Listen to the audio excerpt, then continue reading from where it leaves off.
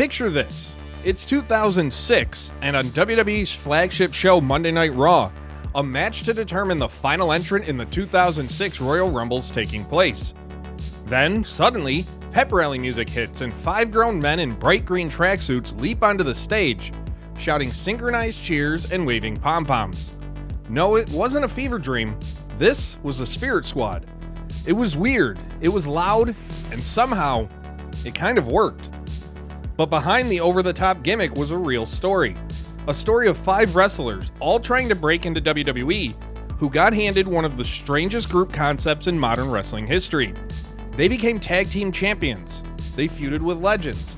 And then, just like that, they were gone.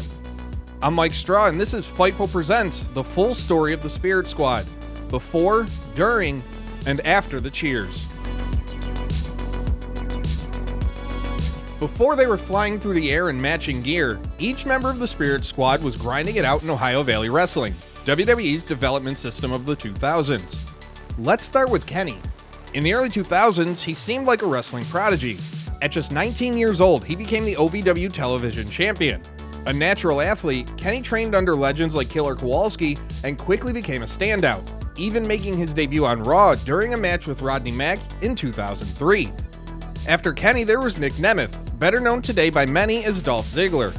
He came into OVW with a background in collegiate wrestling from Kent State, and had already made some minor appearances on WWE television, including as Chavo Guerrero's caddy under the Kerwin White gimmick. Johnny Jeter had made a name for himself as a reliable technical talent. He held both the OVW Southern Tag Team and Heavyweight titles, and from 2003 to 2005, made sporadic appearances in dark matches for both Raw and SmackDown. Mike Mondo, loud, fiery, and always moving, was a Long Island native who brought infectious energy to his matches. Starting out in OVW as a manager, Mondo eventually moved to becoming a full-time wrestler and regular member of the OVW roster. And lastly, there was Nick Mitchell, better known as Mitch. A former football player and Tough Enough contestant, his pro wrestling career was the least developed of the 5, but his size and look helped him stand out within the company. In OVW, these 5 men weren't a unit yet, but Vince McMahon had an idea: male cheerleaders. Sounds like a rib, right? But McMahon thought it can draw incredible heat from the audience. According to Doan himself, McMahon said, quote, "There's nothing that gets more heat than male cheerleaders." Originally, Mondo and Jeter weren't even scheduled to be part of the group. At first pitch, it was supposed to be a 4-man group consisting of Doan, Nemeth, Mitchell, and Elijah Burke. Burke, however, turned it down, believing that he wouldn't have been able to perform the various acrobatics needed for the gimmick to work. So, Mondo and Jeter were added, and that was that. The Spirit Squad was born. The 5 men were renamed Kenny, Johnny, Mitch, Nicky, and Mikey. They trained in routines, they rehearsed cheers, they practiced trampoline-assisted entrances. They even marched into McMahon's office just to prove that they were all in and wanted on TV. And it worked. On January 23rd, 2006, the Spirit Squad made their WWE debut on Monday Night Raw. They helped Jonathan Coachman win a match by distracting Jerry Lawler before soon aligning themselves with Vince McMahon in his ongoing war against Shawn Michaels. Instantly, they became heat magnets.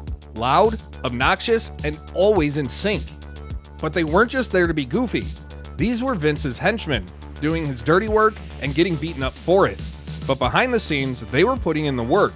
Every week, every bump.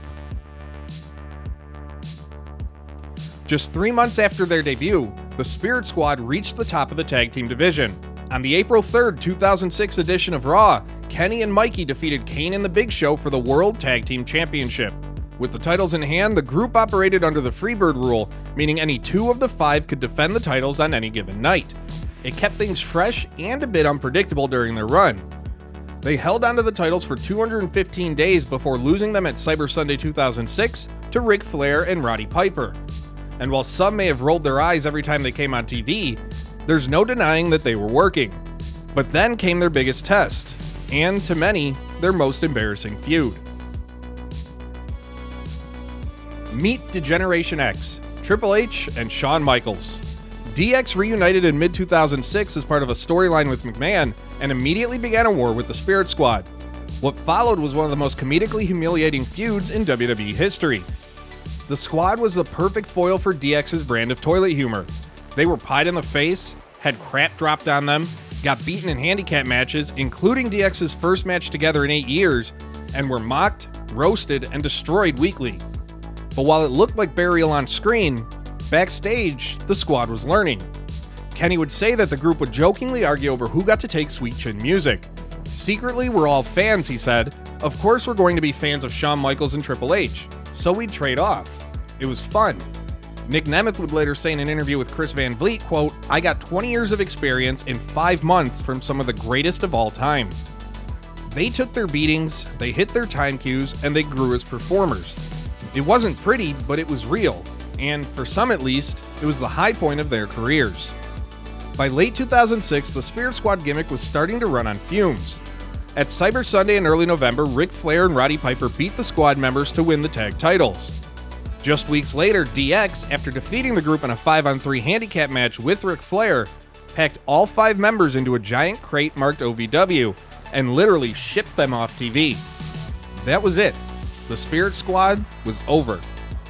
Less than a year after debuting, they were written off in a comedy gag and either quietly released or repackaged soon after. So, with the group no longer on TV and pretty much disbanded, what ended up happening to the members of the Spirit Squad? What did they do, and where did they go from there? Kenny, well, he stayed in WWE for a while, feuded with Ric Flair, and even got a small singles push under the name Kenny Dykstra. But it never really fully connected, and he was released in 2008. He later returned in 2016 for a brief Spirit Squad reunion, and eventually found a new home, as a trainer at the WWE Performance Center, and then a producer for weekly WWE TV. He also even published his own children's book in 2013 and appeared on reality television. Nick Nemeth got sent back down to developmental, but his story didn't end there. In 2008, he re-debuted on the main roster as Dolph Ziggler, a cocky, self-absorbed show-off. And this change from Nicky to Ziggler worked. He won multiple Intercontinental and United States titles, a World Heavyweight Championship, and earned a reputation as one of WWE's most reliable performers. In 2023, he was released from the company, ending a 19-year run with WWE. But in 2024, he joined TNA Wrestling under his real name Nick Nemeth, and quickly won gold yet again. As Nemeth would say of his time in the group, "If this is the only shot I get, I'm doing it the absolute best way I can." After his WWE release in 2008, Mike Mondo wrestled on the Indies, appearing in Chikara and MLW, ultimately making his way back to OVW as a wrestler and assistant trainer. In 2016, alongside Kenny, he also returned to WWE to face Dolph Ziggler in a one-off feud, and has since remained active as an occasional wrestler. Johnny Jeter ended up leaving wrestling entirely in 2008, and later admitted to struggling with addiction and his mental health, but turned his life around. He went back to school, got an accounting degree, and now works in finance. In 2019, he made a surprise appearance to wrestling for Championship Wrestling from Arizona, just for fun. And lastly, after being sent back down to OVW, Mitch was released from WWE just months later in May 2007. After his release, he started training in mixed martial arts, having one professional fight in April 2010. That fight would come against none other than future UFC heavyweight star Derek Lewis, who beat Mitch by TKO. In 2022, he would make a one-off appearance for Tomahawk Pro Wrestling in Texas, losing to Lou Gotti. The full group never reunited on WWE TV again, but there was an impact that was made during their time. They were handed one of the weirdest gimmicks in wrestling history, and they ran with it. They turned cheers into championships and humiliation into experience. The Spirit Squad may have been a joke at first, but for 5 hungry talents, it was the launch pad of a lifetime. Thanks for watching.